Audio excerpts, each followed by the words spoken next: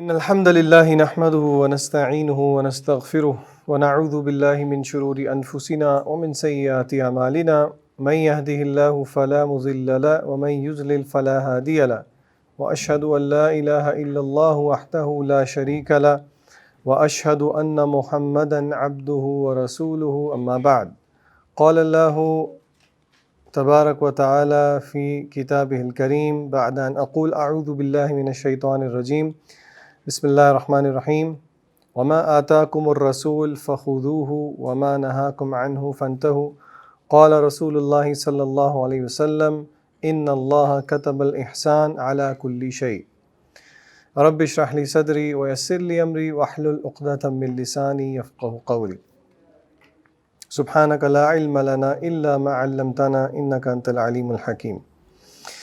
چلیں جی بات شروع کرتے ہیں۔ الحمدللہ ہم نے اپنا جو حلقہ ہے اس کو جس ٹاپک کے ساتھ شروع کیا ہوا ہے اس کا نام پرسنل ایکسلنس ہے یا گول سیٹنگ ہے، یا آپ کو یاد ہوگا ہم نے جب اپنی بات شروع کی تھی تو تھوڑا سا میں اوور ویو کر دیتا ہوں۔ لاسٹ ٹائم ہم نے کیا بات کی تھی؟ لاسٹ ٹائم بیسکلی ہم نے ایک کانسیپٹ کے بارے میں بات کی تھی جس کا عربی میں نام ہے اتقان۔ 4 الفاظ تھے جن کے بارے میں ہم نے بات کی تھی۔ ہم نے عدل سے شروع کیا تھا، پھر ہم نے کہا تھا عدل پورا نہ ہو تو ظلم ہو جاتا ہے، عدل سے تھوڑا سا اوپر جائیں تو احسان ہو جاتا ہے، اور پرفیکشن کی طرف جائیں تو اتقان ہو جاتا ہے۔ اور ہم نے اس سے ریلیٹڈ کچھ احادیث دیکھی تھیں۔ مثلا فار ایگزامپل ہم نے دیکھا تھا کہ آپ صلی اللہ علیہ وسلم نے فرمایا ان اللہ یحب من العامل اذا عمل ان یحسن، کہ اللہ کو پسند ہے کہ جب بھی کوئی کام کرے تو وہ اس کو اس کی پرفیکشن کے ساتھ کرے، اس کو اس کی ایکسلنس کے ساتھ کرے، ٹھیک ہے۔ اور پھر اسی طرح ہم نے اور بھی مختلف احادیث دیکھی تھیں کہ verily Allah has prescribed excellence in everything او کما قال النبی صلی اللہ علیہ وسلم، یہ بھی صحیح مسلم کی روایت ہے۔ تو اس چیز کے بارے میں ہم نے بات کی تھی۔ آج ہم اپنی بات کو آگے بڑھاتے ہیں۔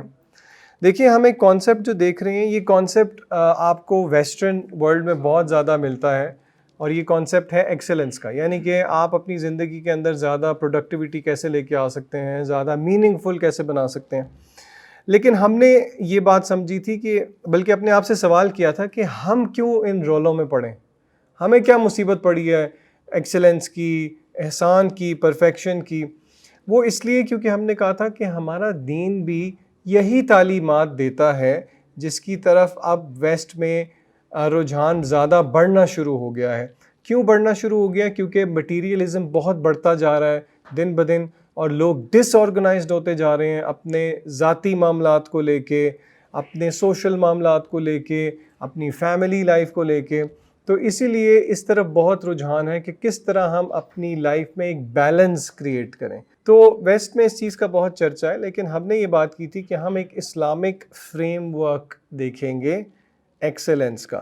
اچھا، یہ میں نے جو ورڈ یوز کیا ہے اسلامک فریم ورک، کیونکہ ہم کافی زیادہ ٹرمز کی بات کر رہے ہیں، تو میرے خیال سے بہتر ہے کہ جس طرح کوئی بھی ہم چیز پڑھ رہے ہوتے ہیں کہیں پہ بھی، تو ہم کسی ایک چیز کے مطلب کو سمجھنے کے لیے کہاں جاتے ہیں؟ ڈکشنری کی طرف جاتے ہیں۔ یہ جو فریم ورک کا ورڈ میں یوز کر رہا ہوں آپ کے سامنے، Islamic framework of excellence, میں نے آپ کے سامنے ایک جملہ بولا ہے Islamic framework of excellence. آپ کو کیا لگتا ہے یہ فریم ورک کا کیا معنی ہوگا؟ فریم ورک کس کو کہتے ہیں؟ یا وہ والے فریم کو کہتے ہیں جو دیوار پہ لگا ہوتا ہے؟ نہیں، میں فریم ورک کی بات کر رہا ہوں صرف، ابھی میں اسلامک کی بات نہیں کر رہا۔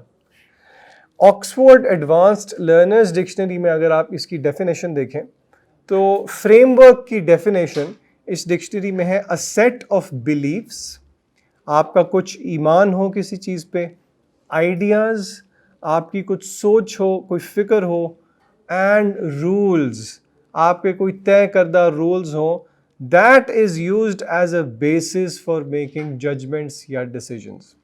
میں دوبارہ سے آسان کر کے آپ کو سمجھا دیتا ہوں۔ آپ کوئی بھی فیصلہ کر رہے ہیں، وہ فیصلہ آپ کے عقائد، آپ کے نظریات اور آپ کے رولز کی بیسس پہ ہو۔ Islamic framework of excellence کا کیا مطلب ہے؟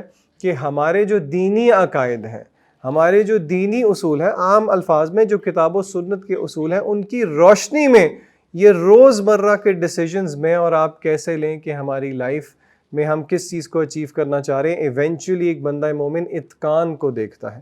اللہ نے حکم تو دیا عدل کا، لیکن اللہ انکریج کرتے ہیں احسان کو، اور اللہ سب سے زیادہ لک فارورڈ کس چیز کو کرتے ہیں؟ اتقان کو. جس طرح کہ اللہ کے نبی صلی اللہ علیہ وسلم نے بھی فرمایا، ہم نے دیکھا کہ اللہ چاہتے ہیں کہ جب بھی کوئی انسان عمل کرے تو وہ کیسے کرے؟ اس کی ایکسلنس پہ کرے. اب چلتے ہیں اپنی آج کی اگلی بات پہ.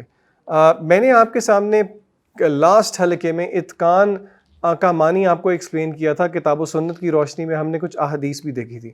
آئیے آج ذرا چلتے ہیں تھوڑی سی ویسٹرن ورلڈ کی طرف اور دیکھتے ہیں کہ کچھ فلاسفرز نے اس کو کیسے ڈیفائن کیا. یہ کمپیریٹیو میں آپ کو اس لیے دے رہا ہوں تاکہ آپ کو پتہ لگے کہ جو ویسٹرن آئیڈیاز ہیں اور جو اسلامک آئیڈیاز ہیں اس میں آپ کو کچھ کنفارمٹی بھی ملے گی، کچھ چیزیں سیم بھی ملے گی، لیکن ہم نے اس کو اپنے دین کے فلٹر سے دیکھنا ہے. ڈیفینیٹلی ہمارے لیے جو آئیڈیل ہے وہ محض صرف ویسٹرن چیز نہیں ہے، لیکن ہم اس کو کتاب و سنت سے پرکھتے ہیں. ایرسٹوٹل کا پتہ ہے کسی کو؟ ارسطو. کون تھے ارسطو؟ فلاسفر تھے. ایرسٹوٹل ایکسلنس کی ڈیفینیشن کرتے ہیں. Excellence is an art won by habituation and training. کہتے ہیں کہ ایکسلنس ایک کلا ہے، ایک آرٹ ہے جس کو جیتا جاتا ہے عادات کے ساتھ اور ٹریننگ کے ساتھ، مسلسل پریکٹس کرنے کے ساتھ. We are what we repeatedly do. ہم وہ ہیں جو ہم روز کرتے ہیں. Excellence is then not an act but a habit. میں دوبارہ ایک دفعہ آپ کے سامنے یہ سارا انگلش میں رکھتا ہوں، آپ اس کو ذرا غور سے دوبارہ سمجھیں. Excellence is an art won by habituation and training. ٹھیک ہے جی. وہ کہتے ہیں جی ایکسلنس ایک آرٹ ہے جو کہ آپ کیسے اس کو جیت سکتے ہیں، کیسے اس کو اچیو کر سکتے ہیں، کیسے اس کو اٹین کر سکتے ہیں ہیبیچویشن کے ساتھ اور ٹریننگ کے ساتھ. اور وہ کہتے ہیں we are what we repeatedly do. ہم وہ ہیں جو ہم کرتے ہیں. Excellence is then not an act but a habit. یہاں سے مجھے ایک صحابی کا ایک کال ہے اعمال صالحہ کے بارے میں. وہ کہتے ہیں کہ اپنے آپ کو نیکیوں کی عادت ڈالو. اچھا، ہم لوگ عام طور پہ کہتے ہیں نا کہ نیکیوں کی عادت نہیں ہونی چاہیے. مثلاً یہ آپ نے جملہ اکثر سنا ہوگا، نماز کو عادت نہیں بنانی چاہیے. اکثر لوگ کہتے ہیں نا نماز کو عادت نہیں. حالانکہ 5 وقت نماز پڑھنا اچھی بات ہے، لیکن نماز ایسی عادت ہو کہ آپ کو 4 رکعت آپ نے پڑھ لی لیکن اللہ اکبر سے لے کے السلام علیکم ورحمۃ اللہ، السلام علیکم ورحمۃ اللہ تک اللہ یاد ہی نہیں آئے. سوچیں ذرا، اللہ اکبر آپ نے پڑھا، پہلی رکعت ہو گئی، دوسری ہو گئی، تیسری، چوتھی، پانچویں، سلام ہو گیا، اللہ تعالیٰ آپ کو یاد ہی نہیں آئے.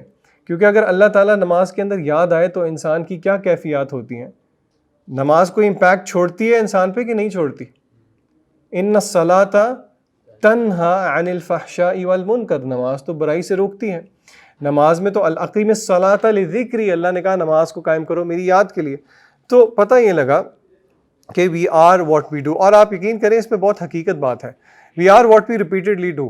اس تعریف کی ریفلیکشن میں اگر آج کل ہم اپنے آپ کو دیکھ لیں تو ہم سب لوگ سوشل میڈیا ہیں. We are what we repeatedly do. ہم انسٹاگرام ہیں، ہم فیس بک ہیں، ہم ٹویٹر ہیں، ہم فلانا ہیں. تو مطلب آپ شیشے کے سامنے کھڑے ہوں تو سوچیں آپ کو ٹویٹر کا سائن نظر آ رہا ہو اور آپ کو فیس بک کا سائن نظر آ رہا ہو. پھر ایک اور ایکیڈیمک ہیں مائیکل جے فاکس. وہ کہتے ہیں آئی ایم کیئرفل. یہ ہم ایکسلنس کی ڈیفینیشن دیکھ رہے ہیں. وہ کہہ رہے ہیں I am careful not to confuse excellence with perfection. وہ کہتے ہیں میں محتاط ہوں اس چیز میں کہ میں کنفیوز نہ کروں کن 2 چیزوں کو، ایکسلنس کو کس چیز کے ساتھ؟ پرفیکشن کے ساتھ. وہ کہتے ہیں excellence I can reach for, perfection is God's business. بہت. اور یہ دیکھیں دا ریزن وائی یہ 2 چیزیں میں آپ کے سامنے رکھ رہا ہوں کیونکہ یہ 2 ڈیفینیشنز دین کی یہی تعلیمیں ہیں. آپ دین کی تعلیمات دیکھ لیں تو وہ اسی قسم کی تعلیمات ہیں. یعنی کہ ہم کوشش کر سکتے ہیں اپنے عمل کو بہتر سے بہتر سے بہتر سے بہتر بنانے کے لیے، لیکن الٹیمیٹ پرفیکشن کس کے پاس ہے؟ وہ اللہ رب العزت کے پاس ہی ہے. ٹھیک ہے. تو اس ساری چیزوں کو دیکھ کے علماء نے جو احسان کی تعریف کی، جو ایکسلنس اتقان کی تعریف کی، وہ ہم نے پچھلی دفعہ بھی کی تھی. وہ کیا تھی؟ کسی کو یاد ہے؟ میں نے آپ کو مثال دی تھی، ایک امیر شخص اپنی والدہ کو کچھ لے کے دیتا ہے اور ایک دوسرا شخص اپنی امی کے پیر دباتا ہے. دونوں اپنے اپنے اویلیبل ریسورسز میں کیا کرتے ہیں؟ تو ہم نے کیا اس کی تعریف کی تھی؟ To do best with in the available resources. اور آپ کے سامنے پچھلی دفعہ جو میں نے آیت رکھی تھی، اللہ رب العزت سورہ بقرہ کی 195 آیت ہے، جہاں پہ اللہ کہتے ہیں، آیت کا آخری حصہ ہے وَأَحْسِنُوا إِنَّ اللَّهَ يُحِبُّ الْمُحْسِنِينَ. اس کا مطلب یہ ہے کہ اور احسان کرو، بے شک اللہ تعالیٰ محسنین کو پسند کرتا ہے. اس کی ایک تفسیر میں جو مفسر ہیں وہ یہی بیان کرتے ہیں کہ احسان دو قسم کا ہے، ایک عبادت کے اندر احسان اور ایک آپ کے روزمرہ کے معاملات کے اندر احسان۔ عبادت کے اندر کیا احسان تھا؟ حدیث جبریل ہم نے بات کی تھی کہ عبادت ایسے کرو، نماز ایسے پڑھو جیسے کہ تم اللہ کو دیکھ رہے ہو۔ اگر یہ نہیں کر سکتے تو کم از کم یہ سوچو کہ کون تمہیں دیکھ رہا ہے؟ اللہ تمہیں دیکھ رہا ہے۔ اور معاملات میں احسان کا کیا مطلب ہے؟ جو بھی چیز کریں اس کو احسن طریقے سے کریں۔ پچھلی دفعہ آپ سے کچھ پیپر پھڑوائے تھے ہم نے، کچھ بہت خوبصورت طریقے سے پھٹے ہوئے تھے، کچھ ذرا بہت غیر خوبصورت طریقے سے پھٹے ہوئے تھے، تو اس کا مقصد یہی تھا کہ ہم اس چیز کو سمجھیں۔ آج کا جو میرا موضوع ہے وہ پروفیسر ڈاکٹر شیخ یوسف القرضاوی کا ایک بک ہے، اس میں سے ایک چیپٹر ہے جس کی سمری میں آپ کے سامنے رکھ رہا ہوں، جو اسی ٹاپک کو کرٹیل کر رہی ہے، اور یہ دین کی بھی ایک بہت بڑی بحث ہے اس پورے ٹاپک میں۔ آپ کے سامنے میں کتاب و سنت سے 11 باتیں، 11 ایگزامپلز رکھوں گا آج کے ٹاپک کے بارے میں، جو کہ کیا ہے؟ Preference to quality over quantity. ہم دین جو ہے وہ ہمیں کیا تعلیم دیتا ہے کہ کوالٹی کو پریفرنس دینی چاہیے کوانٹٹی کے اوپر۔ تو آئیں دیکھتے ہیں کہ کیا کوانٹٹی بالکل ہی میٹر نہیں کرتی، کیا دونوں کا کوئی نہ کوئی پرسنٹیج ہے، یا صرف اور صرف ہمیں کس پہ فوکس کرنا چاہیے؟ کوالٹی پہ فوکس کرنا چاہیے۔ تو سب سے پہلی بات، اگر آپ قرآن مجید کی طرف دیکھیں، اکثر و بیشتر قرآن کنڈیم کرتا ہے میجورٹی کو جن کے پاس وزڈم نہ ہو۔ میں ریپیٹ کر رہا ہوں، سب سے پہلی بات یہ ہے کہ قرآن مجید کا عام طرز یہ ہے کہ ایسی میجورٹی کو جس کے پاس حکمت نہیں ہے، جس کے پاس علم نہیں ہے، جس کے پاس شکر گزاری نہیں ہے، اس کو قرآن شد و مد کے ساتھ کنڈیم کرتا ہے۔ مثلا فار ایگزامپل آپ کے سامنے میں کچھ مثالیں رکھتا ہوں۔ اللہ کہتے ہیں سورہ عنکبوت کے اندر بل اکثرهم لا یعقلون۔ اللہ کہتے ہیں سورہ اعراف کے اندر وَلَكِنَّ أَكْثَرَ النَّاسِ لَا يَعْلَمُونَ۔ پہلی آیت کا ترجمہ کیا ہے؟ بلکہ اکثر لوگ نہیں جانتے، نہیں سمجھتے، نہیں عقل رکھتے۔ وَلَكِنَّ أَكْثَرَ النَّاسِ لَا يَعْلَمُونَ، اور اکثر لوگ نہیں جانتے۔ اسی طرح سورہ ہود کے اندر وَلَكِنَّ أَكْثَرَ النَّاسِ لَا يُؤْمِنُونَ، بلکہ نہیں اکثر لوگ ایمان لے کے نہیں آتے۔ پھر اسی طرح سورہ بقرہ کے اندر وَلَكِنَّ أَكْثَرَ النَّاسِ لَا يَشْكُرُونَ۔ آپ نے نوٹ کیا ہے یہ ساری مختلف جگہوں سے میں نے آپ کے سامنے آیات کوٹ کی ہیں، اور سب کیسے شروع ہو رہی ہیں؟ بلکہ نہیں اکثر لوگ ایمان نہیں لاتے، علم نہیں رکھتے، عقل نہیں کرتے، شکر نہیں کرتے۔ پھر اسی طرح سورہ انعام کی ایک بہت مشہور آیت ہے وَإِن تُطِعْ أَكْثَرَ مَنْ فِي الْأَرْضِ يُضِلُّوكَ عَنْ سَبِيلِ اللَّهِ۔ اللہ تعالیٰ کہتے ہیں کہ اگر آپ ان میں سے زمین والوں کی اکثریت کی بات مان لیں گے تو یہ آپ کو اللہ کے راستے سے بھٹکا دیں گے، آپ کو اللہ کے راستے سے دور کر دیں گے۔ تو کیا قرآن مجید اکثریت کو ہمیشہ اسی طرح ان گریٹفل، بغیر عقل والا اور اسی طرح کہتا ہے؟ کیا خیال ہے؟ قرآن مجید ایکسیپشنز بھی دیتا ہے، إِلَّا الَّذِينَ آمَنُوا وَعَمِلُوا الصَّالِحَاتِ وَقَلِيلٌ مَّا هُمْ۔ اللہ رب العزت فرماتے ہیں except for those who believe and do righteous، اور یہ کتنے ہیں؟ یہ بہت تھوڑے ہیں۔ سورہ صاد کا میں نے آپ کے سامنے جو ہے ترجمہ رکھا ہے، سورہ صاد کا آیت نمبر 24 ہے جو میں آپ کے سامنے بات کر رہا ہوں۔ یعنی کہ اللہ نے خود کہہ دیا کہ بہت تھوڑے ہیں ان میں سے جو کہ ایمان بھی لاتے ہیں اور کیا کرتے ہیں؟ عمل صالح کرتے ہیں۔ اچھا، آپ نے نوٹ کیا ہے کہ یہ والا جو معاملہ ہے، یہ والا جو ایک مسئلہ ہے، آپ نے عام طور پہ سوسائٹی میں دین کے علاوہ بھی یہ مسئلے مسائل دیکھے ہوں گے۔ آپ اکثر لوگوں کا یہ آرگومنٹ سنتے ہیں تو مگر وہ بھی تو یہ کرتا ہے، سب تو یہ کرتے ہیں، سارے یہ کرتے ہیں، سب پاگل ہیں کہ آپ پاگل ہیں؟ اور دین کے معاملات میں تو آپ دیکھیں یہ بہت کچھ ہے۔ یعنی کہ فار ایگزامپل اگر ہم بات کر رہے ہیں، نماز کی بات کر لیں، کتنے لوگ ہیں جو کہ مسلمان ہیں؟ مثلا فار ایگزامپل آپ کو پتہ ہے ہم جہاں رہتے ہیں پاکستان لاہور کے اندر اکثریت مسلمانوں کی ہے، بہت کم ہے جو کہ نان مسلمز ہیں۔ اچھا، جو مسلمانوں میں سے ہیں ان میں سے نماز کتنے پڑھتے ہیں؟ اچھا، اور حیرانگی کی بات ہے جو نماز پڑھتے ہیں نا ان کے ساتھ بڑا مشہور ہے جی وہ 5 وقت کا نمازی ہے۔ مسلمان بائی ڈیفالٹ ہوتا ہی 5 وقت کا نمازی ہے، ٹھیک ہے؟ اور آپ کوئی بھی یعنی کہ آپ دیکھیں جو صحیح چیز ہے اس کو کرنے والے لوگ کم ہیں، اور انفارچونیٹلی لوگ جسٹیفائی غلط چیز کو کیا کہہ کے کرتے ہیں کہ دیکھو سب تو کر رہے ہیں۔ حالانکہ یہ عام فہم بات ہے، وہ بچپن میں آپ نے سنا، یہ کہاوت سنی ہوئی ہے کہ اگر وہ گٹر میں چھلانگ لگائے گا تو کیا تم بھی لگا دو گے؟ لیکن یہاں پہ آ کے ہماری عقل بالکل، اللہ تعالیٰ نے اس چیز کو چیلنج کیا ہے۔ آپ کے سامنے میں نے کچھ آیات رکھی ہیں۔ تو اس سے ہمیں پتہ لگ جاتا ہے کہ اکثریت دلیل نہیں ہوا کرتی. اکثریت کیا نہیں ہوا کرتی؟ دلیل نہیں ہوا کرتی. کوئی کہہ سکتا ہے کہ کچھ احادیث اس طرح، بلکہ ایک آیت ایک اور میں آپ کے سامنے رکھوں، سورہ نمبر 11، سورہ ہود ہے میرے خیال سے. یہ اللہ کہتے ہیں فَلَوْلَا كَانَ مِنَ الْقُرُونِ مِنْ قَبْلِكُمْ، اللہ کہتے ہیں کہ then why is it that there were no people among the generations before you who would have enough remnants of wisdom to stop others from creating disorder in land وَيَنْهَوْنَ عَنِ الْفَسَادِ فِي الْأَرْضِ إِلَّا قَلِيلًا مِمَّا أَنْجَيْنَاهُمْ مِنْهُمْ except for few among them، اور ان کو ہم نے بچا لیا. یعنی کہ بہت بیشتر مثالیں ہیں، لیکن آپ دیکھیں کہ پہلا جو میں نے آپ کو نقطہ بتایا وہ یہ بتایا کہ اللہ رب العزت نے یہ رول سمجھا دیا ہے کہ اکثریت اکثر دلیل نہیں ہوا کرتی، بلکہ دین کے راستے پہ، ایمان کے راستے پہ لوگ تھوڑے ہی ہیں. دوسری بات پہ ایک سوال، اس کا یہ مطلب ہے کہ نمبرز کی امپورٹنس ہے ہی نہیں؟ کیا خیال ہے؟ کیا اسلام میں نمبر، تعداد کی امپورٹنس ہے ہی نہیں پھر؟ کیا خیال ہے؟ میں سوال پوچھ رہا ہوں آپ سے. میں آپ کے سامنے ایک حدیث رکھتا ہوں. اللہ کے نبی صلی اللہ علیہ وسلم نے فرمایا ہے، صحیح روایت ہے، تناکحوا تناسلوا. اللہ کے نبی صلی اللہ علیہ وسلم کہتے ہیں شادی کرو اور بچے، increase your numbers of children for I will feel proud of your great number before the nations on day of resurrection. اس چیز کا مذاق اڑایا جاتا ہے آج کل. آپ کو پتہ ہے اللہ کے نبی صلی اللہ علیہ وسلم کثرت اولاد پہ فخر کریں گے قیامت والے دن. اس کا کیا مطلب ہے؟ اللہ کے نبی صلی اللہ علیہ وسلم نے اکثریت پہ کہا وہ پراؤڈ فیل کریں گے، لیکن وہ اکثریت، اس کی صفت کیا ہونی چاہیے، ان کی صفات کیا ہونی چاہیے؟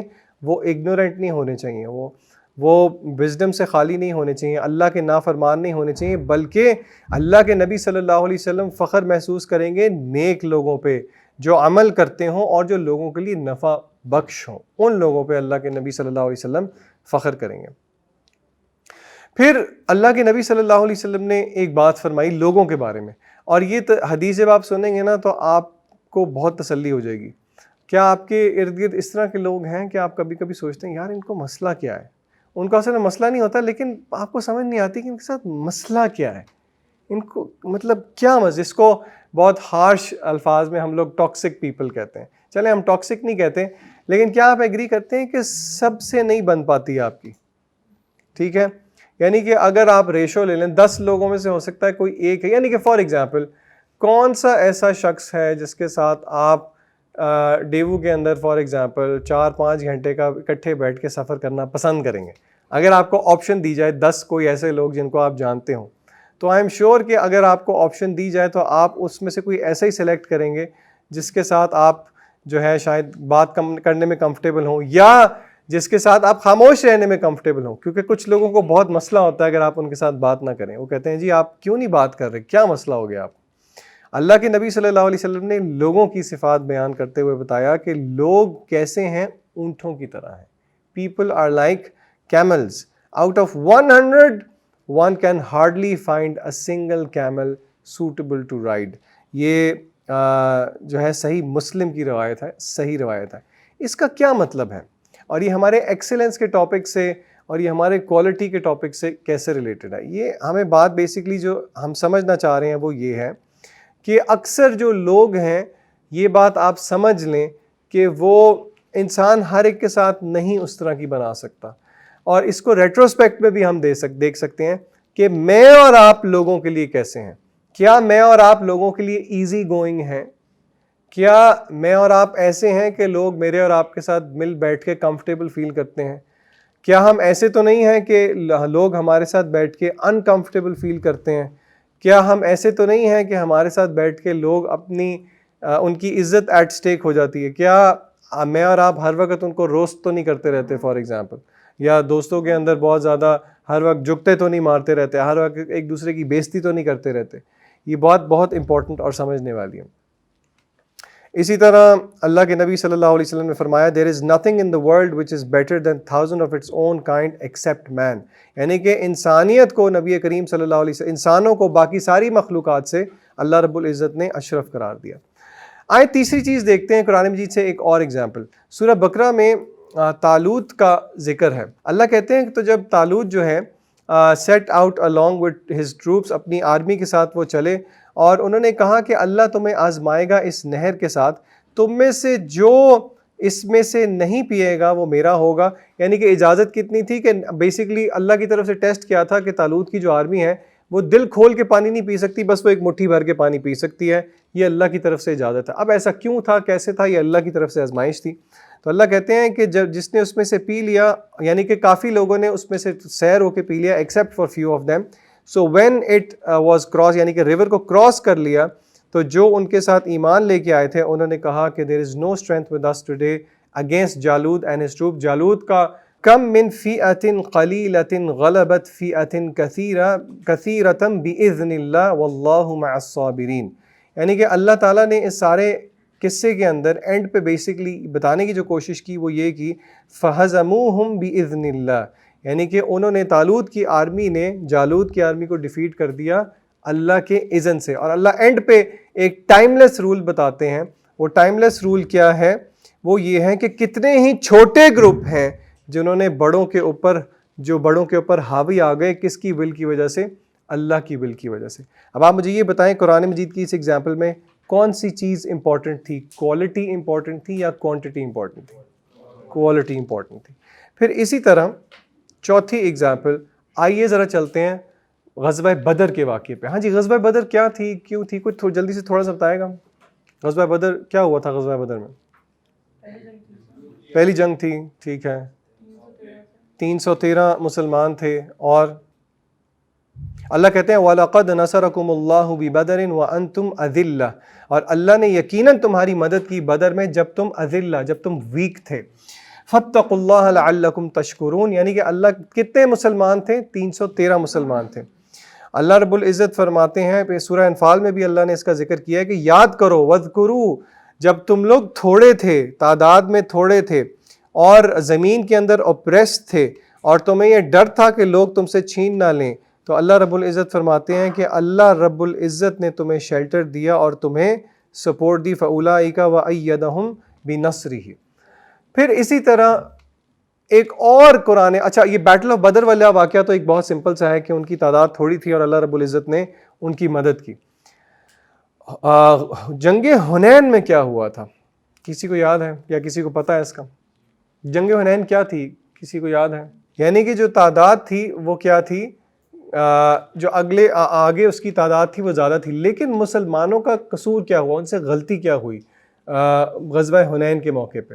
اللہ فرماتے ہیں، یہ جو آیات ہیں سورہ توبہ کی آیات ہیں، اللہ فرماتے ہیں لَقَدْ نَصَرَكُمُ اللَّهُ فِي مَوَاطِنَ كَثِيرَةٍ وَيَوْمَ حُنَيْنٍ إِذْ أَعْجَبَتْكُمْ كَثْرَتُكُمْ. اللہ کہتے ہیں اور اس حنین والے دن جب تمہیں تعجب ہو گیا، تمہیں عجب آ گیا، you felt proud of your numbers. یعنی کہ مسلمانوں کو کس چیز پہ بھروسہ ہونا شروع ہو گیا؟ کوانٹٹی کے اوپر. اللہ کہتے ہیں فَلَمْ تُغْنِ عَنْكُمْ شَيْئًا، اور اس چیز نے تمہیں کچھ فائدہ نہیں دیا. اور اینڈ پہ آف کورس اللہ رب العزت نے ان کی مدد کی، لیکن اللہ نے یہاں پہ مسلمانوں کی تربیت کرنے کی کوشش کی کہ تمہیں اس دن پراؤڈ فیل ہونے لگ گیا تھا کس چیز پہ؟ اپنے نمبر کے اوپر، اور اس چیز نے تمہیں کوئی فائدہ نہیں دیا. بہرحال واقعہ لمبا ہے، کوٹ کرنے کا مقصد بیسکلی یہاں پہ یہی تھا کہ مسلمانوں کی ہسٹری کے اندر جب بھی کوانٹٹی پہ مسلمانوں کی سوچ گئی ہے تب اللہ رب العزت کی طرف سے آزمائش آئی اور ڈیفیٹ آئی. اچھا، اس کے بعد اگر آپ قرآن مجید کے اندر دوبارہ سورہ انفال کی طرف آئیں تو اللہ نے باقاعدہ نمبرز کے ساتھ یہ مثال دی ہے.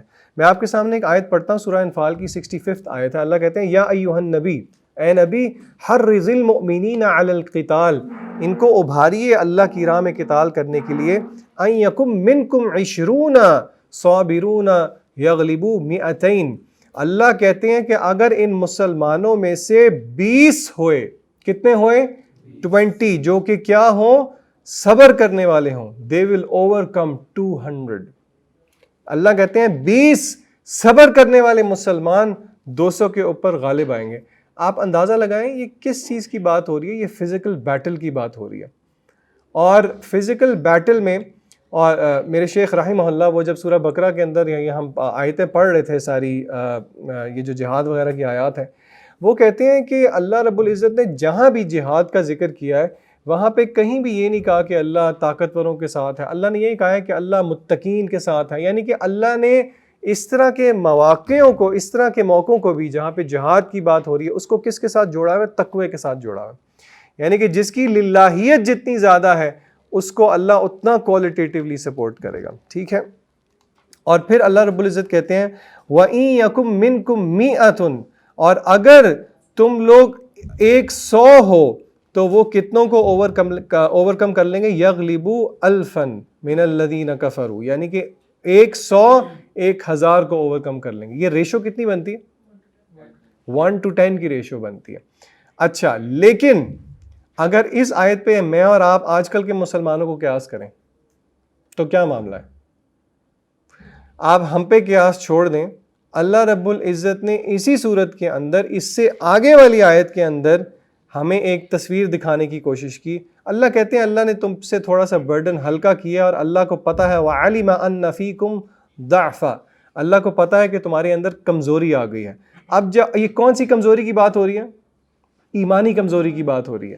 اچھا، ایمانی کمزوری جب آئے گی تو پھر کیا ہوگا؟ فَإِن يَكُم مِّنكُم مِّئَةٌ صَابِرَةٌ يَغْلِبُوا مِئَتَيْنِ. اللہ کہتے ہیں کہ اگر ویکنس آ گئی ہے تو اگر تم میں سے 100 ہوں گے جو کہ صبر کرنے والے ہوں گے تو وہ 200 کے اوپر غالب آ جائیں گے. اب ریشو کتنی ہوگی؟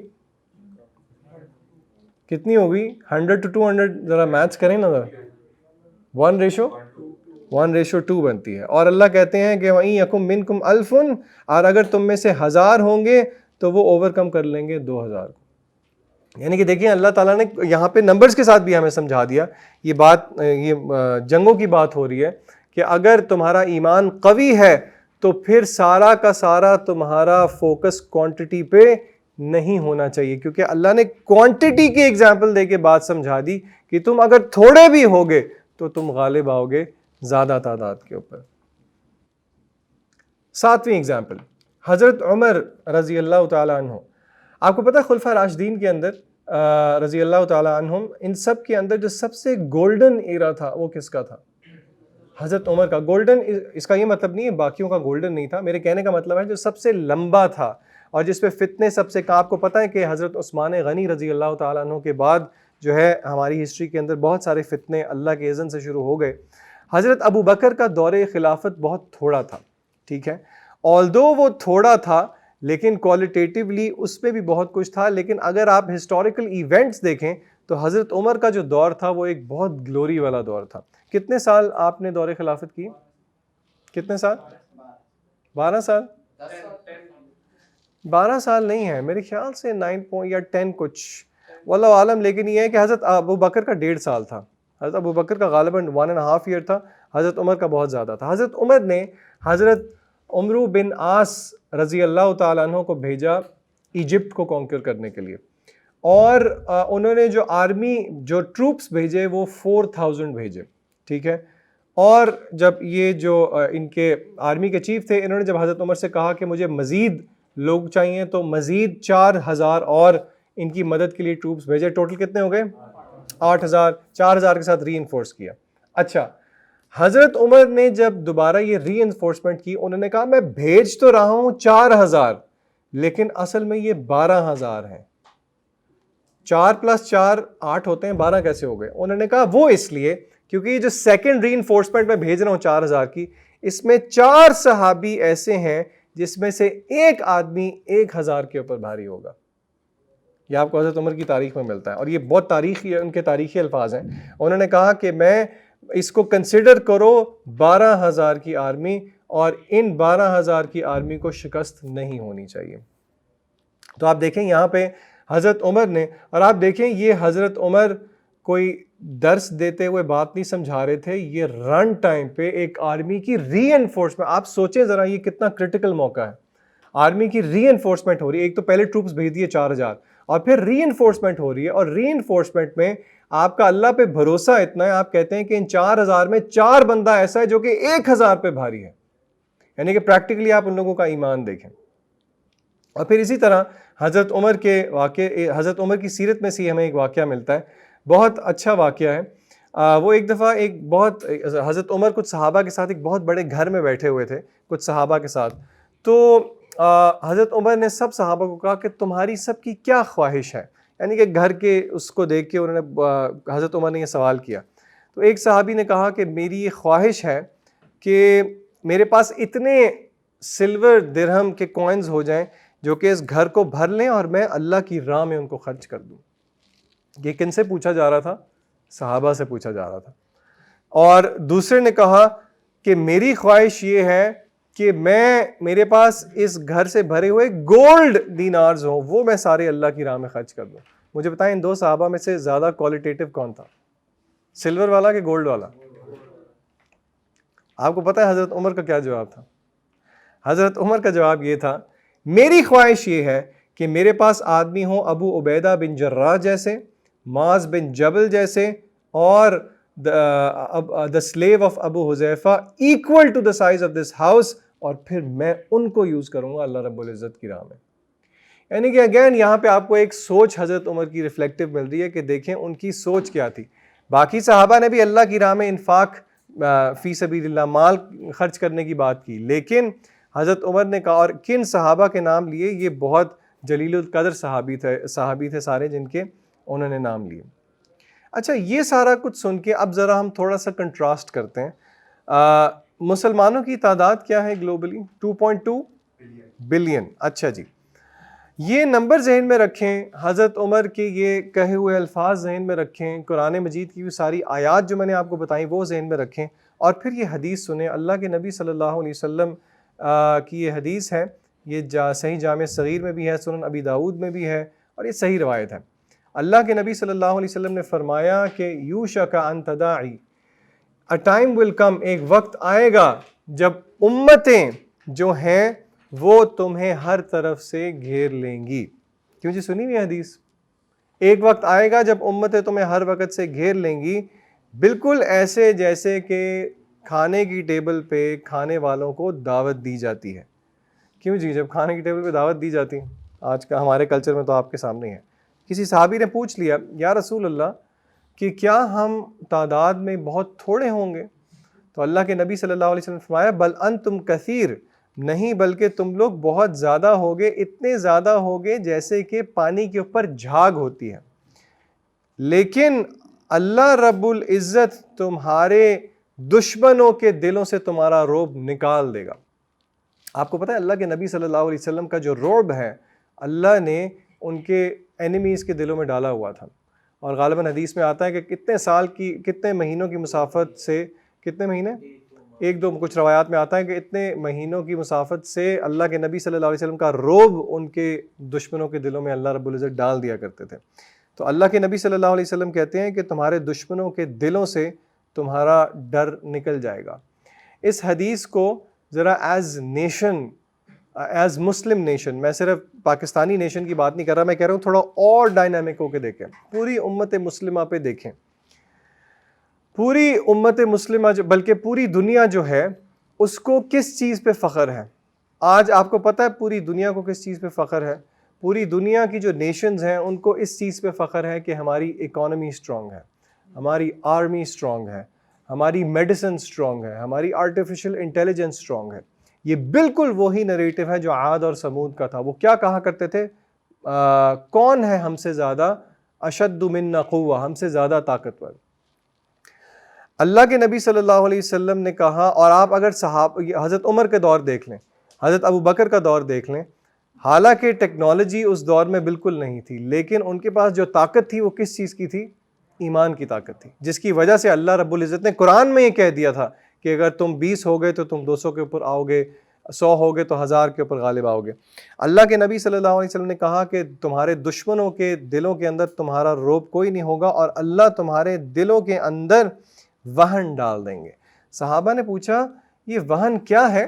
تو اللہ کے نبی صلی اللہ علیہ وسلم نے جواب دیا، حب الدنیا و کراہیت الموت. وہ کیا ہے؟ دنیا کی زندگی سے محبت اور موت سے کراہت. تو آپ دیکھیں کہ بیسیکلی اگین یہ حدیث میں کوٹ کیوں کر رہا ہوں؟ کیونکہ ہم کس چیز کو دیکھ رہے ہیں. ہم ذرا واپس چلتے ہیں، ہم نے بات شروع کس چیز سے کی تھی؟ کیوں جی؟ آج کا ٹاپک کیا تھا؟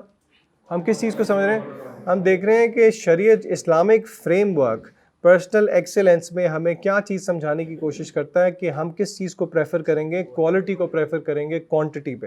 اور پھر ہم نے کتاب و سنت سے مختلف مثالیں دیکھیں کہ کس طرح اللہ رب العزت نے قرآن مجید کے اندر یہ ساری چیز بتائی.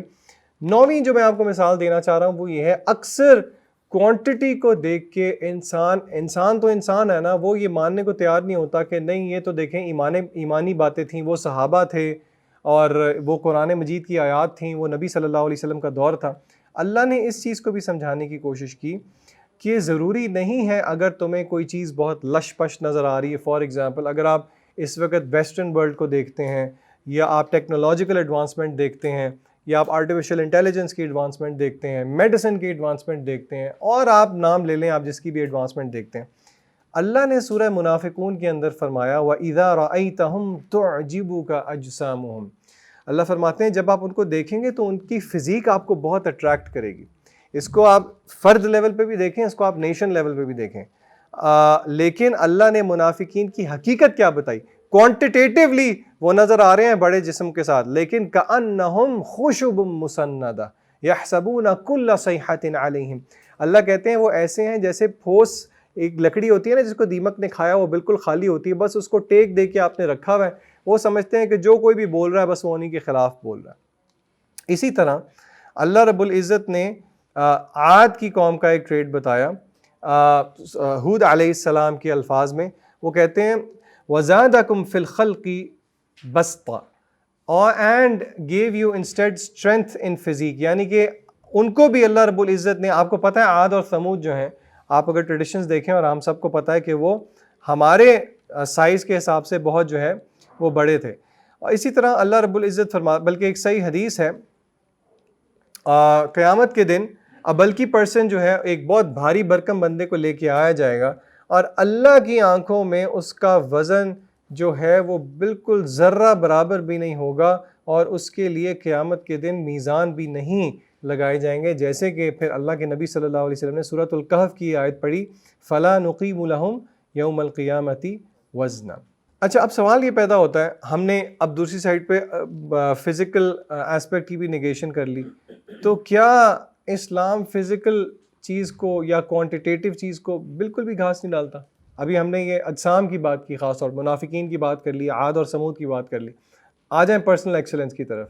ایک بندہ مومن کے لیے کیا اپنے جسم کے بارے میں خیال رکھنا ضروری ہے یا نہیں ہے؟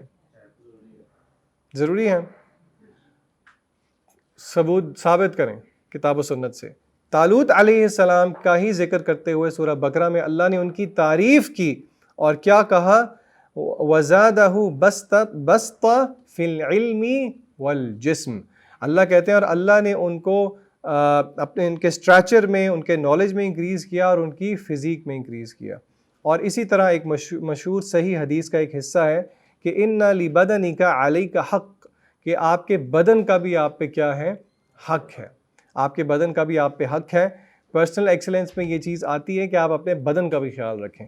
اپنے بدن کا خیال رکھنے کا مطلب ہے اس چیز کا خیال رکھیں کہ اس بدن کے اندر آپ کیا ڈال رہے ہیں، مانوی طور پہ بھی، فزیکل طور پہ بھی. اور اس بدن کا یہ بھی حق ہے کہ آپ اس کی نیڈ سمجھیں اور اس کو بیماریوں سے حتی الامکان آپ بچا سکیں.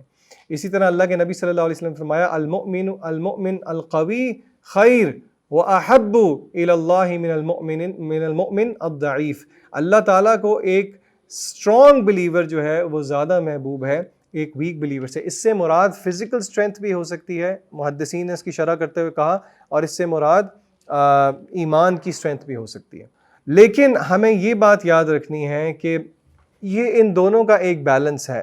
دوسری جگہ پہ ہمیں اس طرح کی احادیث بھی ملتی ہیں ان اللہ لا ينظر الى اجسادکم ولا الى صورکم ولکن ينظر الى قلوبکم، کہ بے شک اللہ تعالیٰ تمہارے جسموں کو اور تمہارے چہروں کو نہیں دیکھتا بلکہ تمہارے دلوں کو دیکھتا ہے.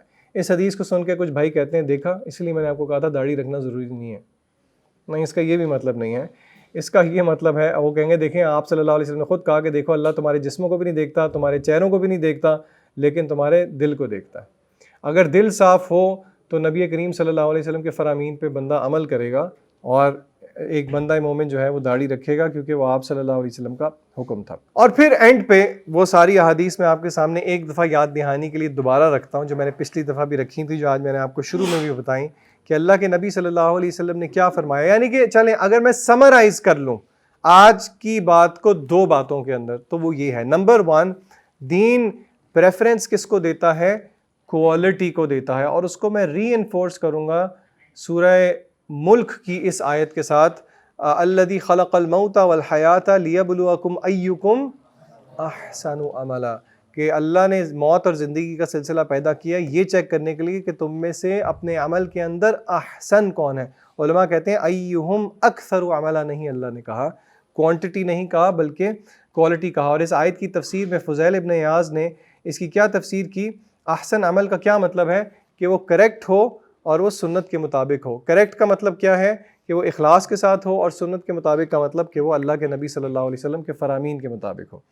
اور تو یہ پہلی بات ہے آج کی، کہ ہم نے کس کو پریفر کرنا ہے؟ کوالٹی کو کوانٹٹی کے اوپر۔ اگین یہاں پہ ہم کوانٹٹی کو رد نہیں کر رہے، کوانٹٹی کی اپنی پلیس ہے، لیکن جب کوانٹٹی کوالٹی کے بغیر ہوتی ہے تو اللہ کے ہاں اس کی کوئی ویلیو نہیں ہے، کیونکہ اللہ نے قرآن مجید میں کیا کہا نمازیوں کے بارے میں؟ نمازی کون ہوتے ہیں؟ جن کے بارے میں اللہ نے وعدہ کیا ہے، جو 5 وقت با جماعت نماز پڑھے گا، اس کا وعدہ ہے کہ اللہ نے ذمہ لیا ہے کہ اس کو کیا کریں گے؟ اللہ جنت میں داخل کریں گے۔ لیکن اللہ خود قرآن میں کیا کہتے ہیں؟ فویل للمصلین، ہلاکت ہو بے نمازیوں کے لیے۔ نہیں، کن کے لیے؟ نمازیوں کے لیے۔ کون سے نمازیوں کے لیے؟ الذین هم عن صلاتہم، جو اپنی نمازوں میں لاپرواہی کرتے ہیں، اس کو وقت پہ ادا نہیں کرتے، اس کو خشوع کے ساتھ ادا نہیں کرتے۔ اور دوسری بات آج کی سمری وہ یہ ہے، اللہ کے نبی صلی اللہ علیہ وسلم فرمایا ان اللہ یحب من العامل اذا عمل ان یحسن، کہ اللہ کو پسند ہے جب بھی کوئی کام کرنے والا کوئی بھی عمل کرے تو وہ اس کو بہترین طریقے سے کرے۔ تو اللہ سے دعا ہے کہ ہمیں اللہ تعالیٰ مانوی چیزوں کو، کوالٹیٹیو چیزوں کو سمجھنے کی اور ان پہ عمل کرنے کی توفیق عطا فرمائے۔ آپ صبح سے لے کے رات تک اپنی زندگی میں دیکھیں، آپ اور میں جو کام کرتے ہیں، کیا ہم اس میں کس چیز کو پریفر کرتے ہیں؟ کیا ہم اس کو کوالٹی میں پریفر کرتے ہیں یا ہم اس کو کوانٹٹی میں پریفر کرتے ہیں؟ کیا ہم محض کوانٹٹی کے پیچھے بالکل کوالٹی کو تو نہیں بھولتے جا رہے؟ یہ بہت امپورٹنٹ ہے۔ انشاءاللہ اسی سے بات کو آگے بڑھائیں گے۔ اللہ سے دعا ہے کہ اللہ تعالیٰ جو کہا جو سنا اس پہ عمل کرنے کی توفیق عطا فرمائے۔ اللہ تعالیٰ ہمارے صغیرہ کبیرہ گناہوں کو معاف فرمائے، اور اللہ تعالیٰ ہمیں جہنم کے عذاب سے، قبر کے عذاب سے محفوظ رکھے، اور جس طرح آج ہم یہاں پہ جمع ہیں، اللہ اپنی رحمت کے ساتھ ہمیں جنت الفردوس کے اندر بھی جمع کر دے، اور یہ اللہ کی رحمت سے بعید نہیں۔ وآخر دعوانا ان الحمد للہ رب العالمین۔